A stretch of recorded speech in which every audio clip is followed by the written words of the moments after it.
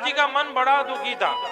सनकादिक ऋषि ने क्या कहा, नारद जी क्या हुआ? तब नारद जी कहने लगे, भैया मैं वृंदावन गया, मैंने ये सब संयोग देखा, आकाशवाणी हुई सत्कर्म करो, सत्कर्म कौन सा है? तब सनकादिक ऋषि कहने लगे, नारद जी सत्कर्म कोई और नहीं, श्रीमद् भागवती वार्ता, भागवत की कथा ही सत्कर्म है और दूसरा कोई नहीं। आप भागवत जी की कथा सुनाओ, उनके बालक पुनः जवान हो जाएंगे। कथा कहाँ पे हो?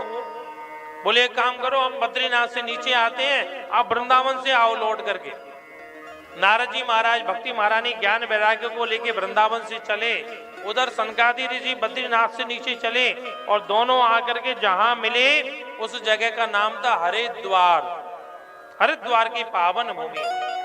अच्छा, हरिद्वार के दो नाम है, एक हरिद्वार, हरि हरि माने भगवान विष्णु, और एक कहते हैं हरद्वार, हरद्वार हर माने शंकर जी। क्यों बोलते हैं? द्वार माने होता दरवाजा, हरिद्वार माने भगवान विष्णु के घर में जाने का दरवाजा हरिद्वार है कि नहीं? बद्रीनाथ जाते हैं तो हरिद्वार होके जाते हैं कि नहीं जाते? अभी तक ऐसा रोड बना ही नहीं कि बिना हरिद्वार के हुआ जा सकता है।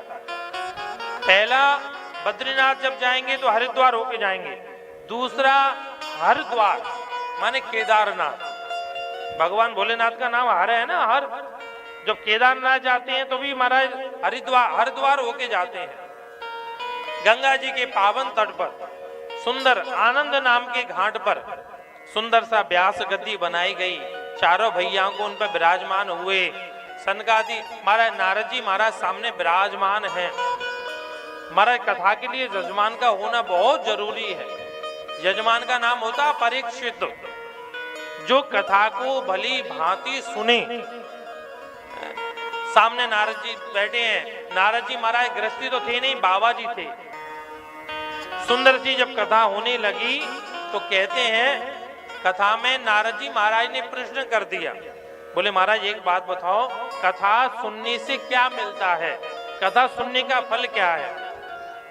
तो यहाँ पर सनकादिक ऋषि बड़ा सुंदर, महाराज बड़ा सनकादिक ऋषि कहते हैं, नारद जी अपुष्पाकाक बंद्याच बंद्यायाच मितार्वका। जिस व्यक्ति ने जीवन भर पाप ही पाप किया है, ध्यान से सुनिए, जिस व्यक्ति ने जीवन भर पाप ही पाप किया है, अगर भूल से भागवत जी की कथा सुन ली तो उसका भी उद्धार हो जाता है।